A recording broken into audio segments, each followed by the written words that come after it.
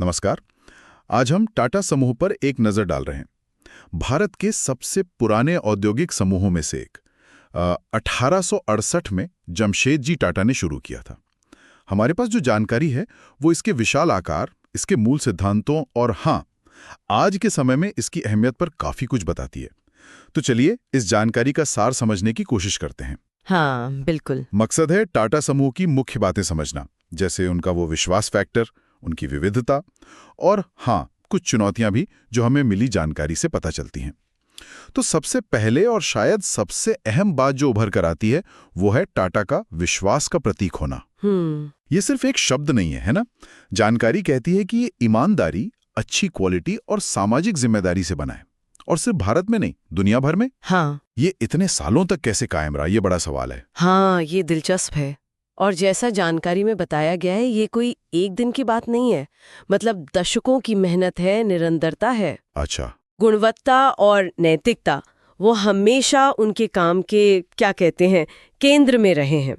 एक सूत्र ने तो कहा भी कि लोग आंख बंद करके भरोसा करते हैं, और ये भरोसा तभी बनता है जब आप लगातार अच्छा काम करें, है ना? सही बात है। ये सिर्फ मार्केटिंग का खेल नहीं है, ये उनके काम करने का तरीका बन गया है एक तरह से। और इसी भरोसे पे खड़ी है टाटा की वो अविश्वसनीय विविधता। हाँ। जानकारी में कितने उदाहरण हैं? हाँ। ऑटोमोबाइल में टाटा मोटर्स, स्टील में टाटा स्टील, आईटी में टीसीएस तो है ही, फिर टेलीकॉम, रोजमर्रा के सामान में टाइटन, टाटा टी, होटल में ताज, ऊर्जा में टाटा पावर। हाँ, लिस्ट लंबी है। ये फैलाव देखकर हैरानी होती है कि भाई इतने अलग अलग फील्ड में उत्कृष्टता कैसे। हाँ, ये विविधता असल में बहुत बड़ी ताकत है। अलग अलग बाजारों में उतार चढ़ाव में ये संतुलन बनाने में मदद करती है। लेकिन हाँ, जानकारी ये भी बताती है कि इतने बड़े और विविध समूह को चलाना आसान नहीं होता। अपनी चुनौतियां हैं। जैसे कि खासकर फैसले लेने की प्रक्रिया वो कभी-कभी थोड़ी धीमी हो सकती है। अब देखिए, जब इतने सारे अलग अलग बिजनेस हों, सबकी अपनी ज़रूरतें, अपनी प्राथमिकताएं, हाँ, समझ गया। तो एक कॉमन दिशा तय करना या तेजी से फैसले लेना वो मुश्किल हो सकता है। ये बड़े आकार का एक स्वाभाविक नतीजा है, आप कह सकती हैं। ये अहम बात है। और इसी बड़े आकार और विरासत के साथ जुड़ता है तकनीक और प्रतिस्पर्धा का सवाल। बिल्कुल। जानकारी में इनोवेशन की बात है, खासकर टीसीएस के जरिए, पर कुछ संकेत ऐसे भी हैं कि शायद समूह की कुछ दूसरी कंपनियां, खासकर पुरानी इंडस्ट्री वाली, वो नई टेक्नोलॉजी अपनाने में या तेज कंपटीशन का सामना करने में थोड़ी धीमी रह सकती हैं। हाँ, ये एक क्लासिक दुविधा है। बड़े स्थापित समूहों के सामने अक्सर आती है ये चुनौती। अच्छा। अपनी मजबूत विरासत, अपने स्थापित तरीके, अपने मूल्य, इनको बनाए रखते हुए तेजी से बदलते टेक्नोलॉजी के साथ कदम मिलाना, ये एक मुश्किल संतुलन है।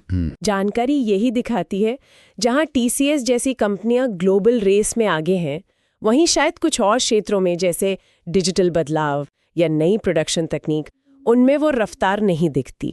तो विरासत जहां ताकत है, वहीं कभी कभार बदलाव में थोड़ी रुकावट भी बन सकती है।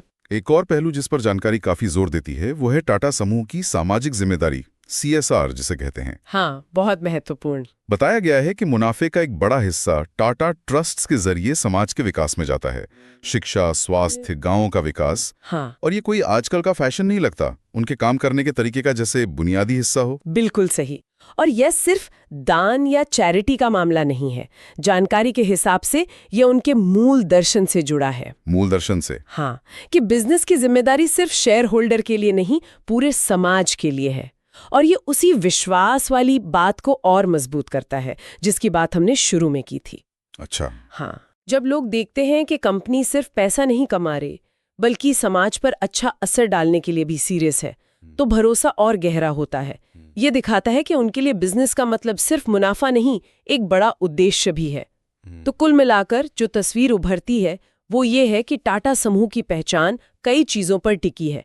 दशकों पुराना विश्वास, गजब की विविधता, इनोवेशन की कोशिशें और समाज के प्रति एक गहरी सोच, ये सब मिलकर इसे दुनिया में खास जगह देते हैं। हाँ, ये एक जटिल लेकिन मजबूत तस्वीर है।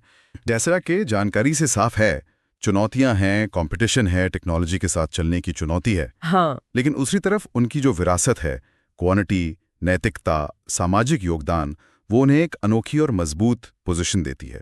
ये संतुलन ही इनकी कहानी को दिलचस्प बनाता है। तो आज की बातचीत खत्म करने से पहले हमारे सुनने वालों के लिए एक विचार छोड़ जाते हैं। हाँ जरूर। आज की इस तेज रफ्तार बदलती दुनिया में क्या किसी कंपनी की दशकों पुरानी विश्वास की विरासत ही